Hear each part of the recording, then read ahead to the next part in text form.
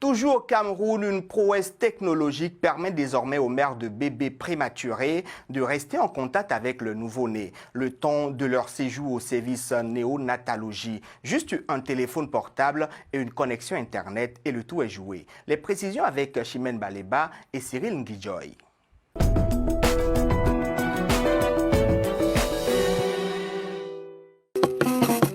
Après des heures de tétée, la séparation est souvent difficile entre les jeunes mamans et leurs nouveau-nés prématurés.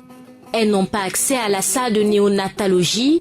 Cependant, le personnel médical a trouvé une astuce, permettre à celles-ci de contempler leur progéniture à travers un téléphone Android.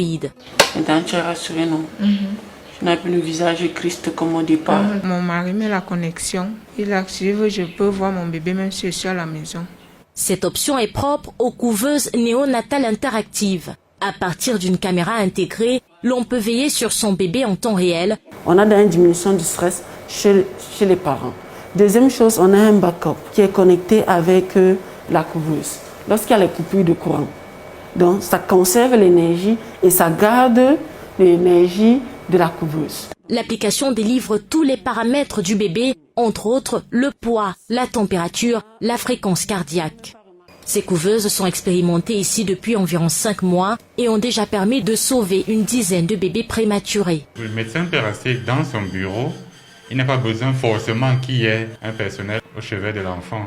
Les couveuses néonatales interactives sont les premières couveuses de fabrication camerounaise. Serge Ndjindjou et son équipe de jeunes chercheurs sont les pionniers de ce projet qui voit le jour en 2017. C'est vraiment nous qui faisons nos chemins, nos dessins, de la conception jusqu'à... Il y a eu un drame énorme à l'hôpital général de Yaoundé dont on a beaucoup parlé. Une maman qui perd ses 5 bébés, faute de couveuse.